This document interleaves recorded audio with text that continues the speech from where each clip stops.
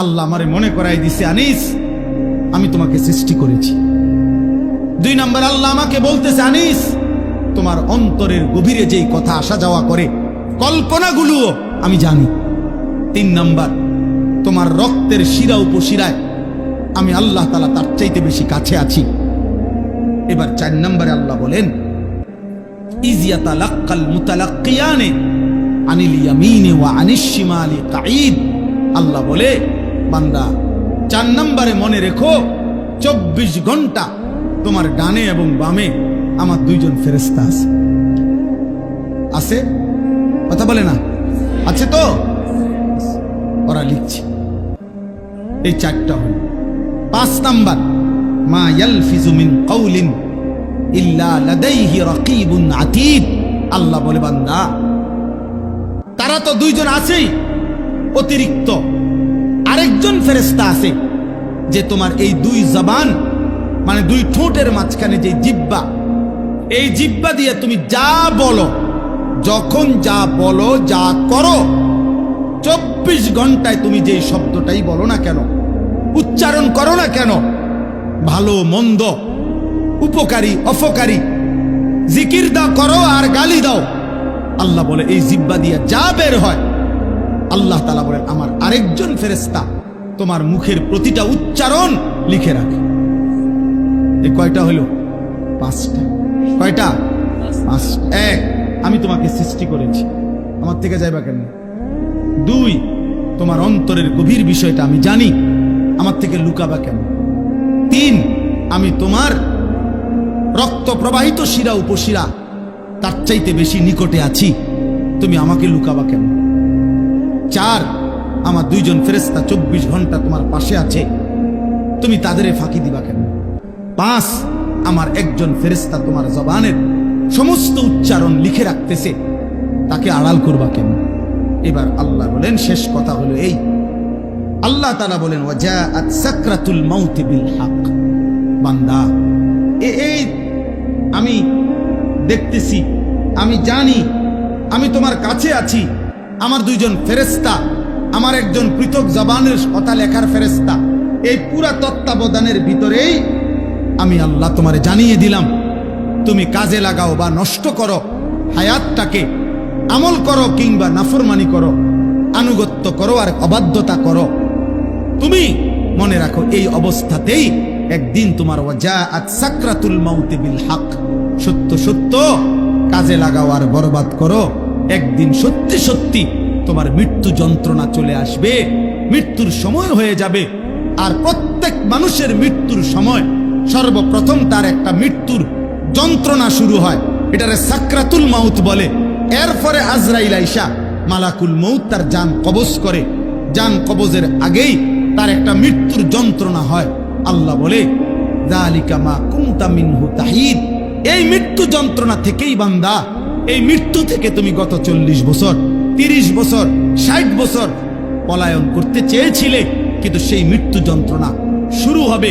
মৃত্যুর সময় আসবেই আসবে, হাসলেও মরে যাবা, কাঁদলেও মরে যাবা, সুখে থাকলেও মরে যাবা, দুঃখে থাকলেও মরে যাবা, রাজপ্রাসাদের অট্টালিকায় থাকলেও মরে যাবা, জীর্ণ কুঠির কুড়ে ঘরে থাকলেও মরে যাবা। জীবনে কোনোদিন দুঃখ যদি না পাও তবুও মরে যাইবা, জীবনে কোনোদিন সুখও যদি না পাও তবুও মরে যাবা, কোনোদিন যদি না হাসো তাইলেও মৃত্যু হবে, কোনোদিন যদি না কাঁদো তাইলেও মৃত্যু হবে। 7টা মহাদেশের মালিক হলেও মরে যাবে, কোনো কিছুর মালিক না হলেও মরে যাবে। প্রিয় বন্ধু, শুধু মৃত্যু না ভাইয়া, একটা সাংঘাতিক কথা, এই শেষ কথাটা মনোযোগ দিয়ে শুনেন। সাকরাতুল মাউত মৃত্যু যন্ত্রণা, প্রত্যেক মানুষের মৃত্যুর যন্ত্রণা হবে, এটা আল্লাহর ফয়সালা। সে নবী হোক, উম্মত হোক, পৃথিবীর সর্বশ্রেষ্ঠ নেককার হোক আর পৃথিবীর সর্বশ্রেষ্ঠ কাফের হোক, নাফরমান হোক, মৃত্যু যন্ত্রণা সবার হবে। তিনি নবী হন আর উম্মত হন, মৃত্যু যন্ত্রণা সবার হবে। আমাদের প্রিয় নবী সাল্লাল্লাহু আলাইহি ওয়াসাল্লামেরও সাকরাতুল মাউত মৃত্যু যন্ত্রণা ছিল, বিশুদ্ধ হাদিসের মধ্যে আছে। ইমানদারেরও মৃত্যু যন্ত্রণা হয়, নাফরমানেরও মৃত্যু যন্ত্রণা হয়। বাকি একটু পার্থক্য হইল, ইমানদারের মৃত্যুর যন্ত্রণা যখন শুরু হয়, খোদার কসম ইমানদার তখন খুশিতে আনন্দে উৎফুল্ল হয়ে যায়, আর দিল দিয়া তখন ভাবে আমার বন্ধুর সাথে মোলাকাতের সময় হয়ে গেছে। গত 40 বছর আমি যারে ডাকতাম দিবানিশি, আমার সেই মহান মাওলা, আমার মালিকের সাক্ষাতের টাইম হয়ে গেছে। এজন্য মুমিনের মৃত্যু যন্ত্রণা তার কাছে আনন্দকর, আনন্দকর, মজাদার, তৃপ্তিদায়ক। কারণ সে বুঝে এবার আমার মাহবুব, এবার আমার মাওলা, এবার আমার আল্লাহর সাথে আমার সাক্ষাৎ হবে। কিন্তু প্রিয় ভাই, আমি এই কথাটাই শুধু বুঝাইতে চাই, তাফসীরের মধ্যে আছে কোন নাফরমানের, কোন পাপী আল্লাহর প্রতি ঠিক মতো ঈমান নেয় নাই, হারামের উপরে ছিল, চুরি, ডাকাতি, জিনা, ব্যভিচার, মদ, জুয়া, সুদ, ঘুষ, কিস্তি, মা বোন বেপর্দা, বেহায়া, নাটক, সিনেমা, নাচ, গান, অশ্লীলতা, বেহায়াপনা, হারাম উপার্জন, এভাবে যে ব্যক্তি জীবন কাটাইছে, একটা উদাহরণ শুধু তাফসীরের মধ্যে লিখছে। ভাইয়া, এই উদাহরণটা শুধু শোনো, ছেলেরাও, বাবারাও, আমিও। এই পৃথিবীতে যদি কেউ, কিতাবে লিখছে যে 900 বছর একটানা, মনে করেন কেউ পৃথিবীতে হায়াত পাইছে, কয়শো বছর? এই 900 বছর সে আল্লাহর নাফরমানি করছে, আল্লাহর অবাধ্যতা করে গেছে। কিন্তু 900 বছরে 1 সেকেন্ড কোনোদিন তার কষ্ট হয় নাই, কোনোদিন সে কোনো দুঃখ, কষ্ট, বেদনা পায় নাই। মনে করেন, ধরে নেন 900 বছরে কোনোদিন কষ্ট কাকে বলে, দুঃখ কাকে বলে, যন্ত্রণা কাকে বলে সে বুঝে নাই, সে বুঝে নাই। খোদার কসম, তাফসীরের মধ্যে লিখছে, এমন ব্যক্তি 900 বছর টানা নাফরমানি করে কিন্তু কোনোদিন যে এক বিন্দু কষ্ট পায় নাই, ওই ব্যক্তিরও 900 বছর পরে যখন মৃত্যুর যন্ত্রণা শুরু হবে, আল্লাহর কসম,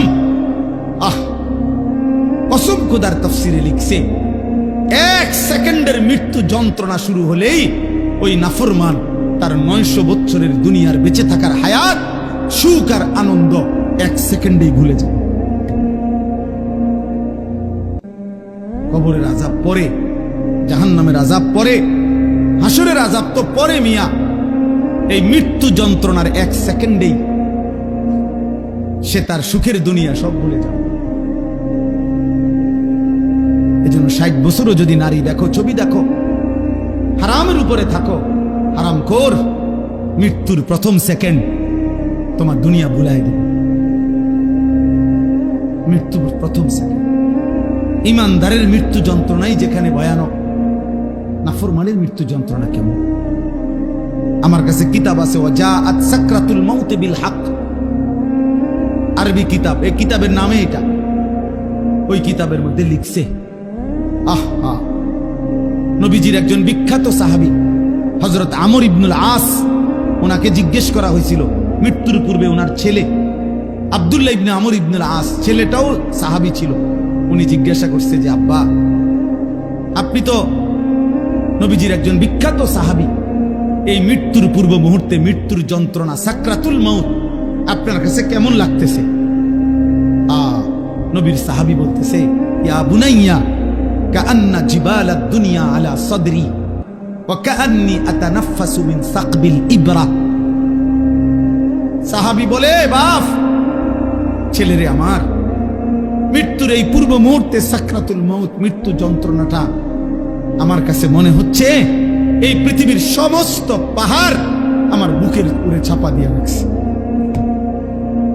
কাআন্না জিবালাদ দুনিয়া আলা সাদরি, আর আমি যেন একটা সুইয়ের ছিদ্র দিয়া, সাকবিল ইবরা, সুইয়ের ছিদ্র দিয়া আমি যেন নিঃশ্বাস নিতেছি। আমার কাছে মৃত্যু যন্ত্রণা এমন মনে হচ্ছে। হযরত নূহ আলাইহিস সালাম 950 বছর দুনিয়াতে ছিলেন, ঈমানদার নবী। ওই কিতাবে লিখছে, নূহ নবীকে মৃত্যুর পূর্বে জিজ্ঞেস করা হয়েছিল, যখন ওনার মৃত্যু যন্ত্রণা শুরু হয়েছে, ওনারে বলছিল যে, হে নবী নূহ, আপনি দুনিয়াতে কতক্ষণ ছিলেন, কতদিন ছিলেন দুনিয়া? উনি বলছে, আমার মনে হইতেছে এক ব্যক্তির একটা ছোট্ট ঘর ছিল, যেই ঘরের 2টা দরজা, এক দরজা দিয়ে ঢোকে, আরেক দরজা দিয়া বাইর হয়। উনি বলেন, আল্লাহর কসম, আমার মনে হয়েছে আমি যেন দুনিয়ার হায়াতে এতটুকু ছিলাম যে এই ব্যক্তির এই ঘরের এই দরজা দিয়ে ঢুকছি আর ওই দিকে। এই কদ্দুর আমার মনে হতেছে, অথচ কয় বছর? 9.5 বছর। উনি বলতেছেন আমার এখন কখন? সাকরাতুল মউতের সময়।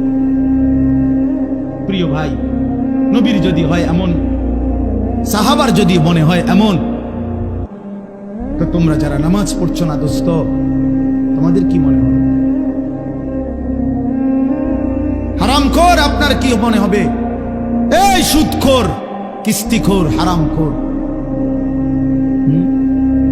কেমনে মৃত্যুর ওই প্রথম সেকেন্ডের যন্ত্রণা কেমনে সইলেন? আম্মা জান আয়েশা রাদিয়াল্লাহু তাআলা আনহা বলছে, রাসূলুল্লাহ সাল্লাল্লাহু আলাইহি সাল্লাম সাকরাতুল মউতের সময় নবীজি সাল্লাল্লাহু আলাইহি সাল্লাম বারবার পানি দিয়া নিজের হাত মুবারক, নিজের চেহারা মুছতেছিলেন আর বলতেছিলেন, আল্লাহুম্মা আইন্নি আলা সাকারাতিল মউত। নিষ্পাপ নবী, মাসুম নবী, এক যাররা যার কোনো গুনাহ নাই, সেই নবী রাহমাতুল লিল আলামিন নবী, তিনি আল্লাহর কাছে বলতেছিলেন মৃত্যুর পূর্বে, আল্লাহ মৃত্যুর এই যন্ত্রণার মুহূর্তে আপনি আমার সাহায্য করেন। নবীজির দোয়া, এটা বিশুদ্ধ হাদিস। নবীজি বলতেছিলেন, বারবার কালেমা পড়তেছিলেন, লা ইলাহা ইল্লাল্লাহ ইন্না লিল মাউতি সাকারাত।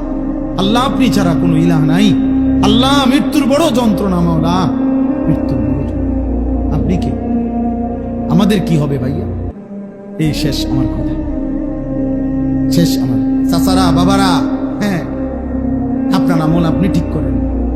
60 বছর বিড়ি খাইতে খাইতে কবরে যাইবেন, একটা গরু জবাই করে গেরাম খাবাইয়া আমনেরে বেহেশত দিয়ে দিব। হ্যাঁ, 41 দিনের দিন গেরাম খাবাইয়া 3 গরুর রূপে বর করে আমনে বেহেশতে যাইবেন গা। কি ভাবছেন চাচা? মস্কারি নাকি? আখেরাত মস্কারি, আখেরাত খামখেয়ালি। আমনের 60 বছরের সুদ, আমনের 60 বছরের কিস্তি, আমনের 60 বছরের বিড়ি, আমনের 60 বছরের গালি, আমনের 60 বছরের টেলিভিশনের নাচ গান, আপনার 60 বছরের নাটক সিনেমা দেখা, আপনার 60 বছরের চা দোকানের আড্ডা, 40 দিন পরে মানুষ 200 মেহমানদারি কইরা খালাস করলো, খালাস। খামখেয়ালি, হ্যাঁ, খামখেয়ালি মনে করছেন। আখেরাত, আখেরাতকে আমরা খামখেয়ালি মনে করছি। অসুবিধা নাই মানে ওটা মনে করছে, অসুবিধা নাই, আমার ফুতাইতে আছে, গরু জবাই করে গেরাম খাবাইব। হ্যাঁ, গরুর ভিডিও বার করে উনি ব্যস্ত যাবো না। হ্যাঁ হ্যাঁ, গরুর পিঠে করে ব্যস্ত চলে যাবে। দয়া করে ভাবতে শিখেন, দয়া করে ভাবতে শিখেন, দয়া করে ভাবতে শিখেন। আপনার ঈমান, আপনার আমল, আপনার সেজদা। আমি প্রত্যেক দিন বলি, আজকে ওই শেষ কথা বলে গেলাম। আমি অসংখ্যবার এই কথা বলি যে বাপ ভাই, দুনিয়ার ঘর আমনে একা না হইল, আমনে পুরা শেষ করতে না পারলো অসুবিধা নাই, যে দূর পারেন রাইখা যান, বাকিরা আইসা করবে। হয়তো দাদা বিট বাঁধা গেছে, বাফে আইসা হয়তো সার ডালাই দিছে, এরপরে ফুতে আইসা চারিদিকের ইট গাইথা রুম দরজা জানালা সব ঠিকঠাক করে এখন থাকে। এরকম হইতে পারে যে 3 পুরুষ মিল্লা একটা বাড়ি হয়তো ঠিক করছে, মাটির উপরের দুনিয়ার ঘর তো এটা সাজাইতে পারে এমন। কিন্তু আমার শেষ কথা, কবর নামের ওই ঘর, মাটির নিচের যেই ঘর, আপনার ঘর যদি আপনি না সাজাইয়া যান, খোদার কসম আমনের ফুত নাতি সাজাবে না। আল্লাহ তাআলা বলেছেন এটা এক মানুষের উপরে সবচেয়ে বড় শাস্তি। 2টা থাপ্পড় দেওয়া তেমন কিছু না, একটু পরে ডইল্লা স্বাভাবিক হয়ে যায়। 2টা ঘুষি দিলেও তেমন কিছু হয় না, একটু ব্যথা লাগছে আর কি, একটু পরে ডইল্লা ডাইল্লা স্বাভাবিক হয়ে যায়। কিন্তু গুনার রাস্তায় অনবরত চলতে থাকে, কেউ তারে পিছন দিয়ে ডাকেও না, কেউ তাকে ফেরাইতেও চায় না, এমনকি আল্লাহও না তারে আর ফিরানো। এই জন্য আমরা খুতবা পড়ি যে নবী সাল্লাল্লাহু আলাইহি সাল্লামের শেখানো খুতবা সব হুজুররা পড়ে দেন, মান ইয়াহদিহিল্লাহু ফালা মুদিল্লা লাহু ওয়া মান ইউদ্লিলহু ফালা হাদিয়া। এ ওয়াজের শুরুতে এটা পড়ে দেখেন না? অর্থ হলো আল্লাহ যাকে হেদায়েত দেয় তাকে কেউ পথভ্রষ্ট করতে পারবে না, আল্লাহ যাকে গুমরাহ পথ হারা করে দেয় তাকে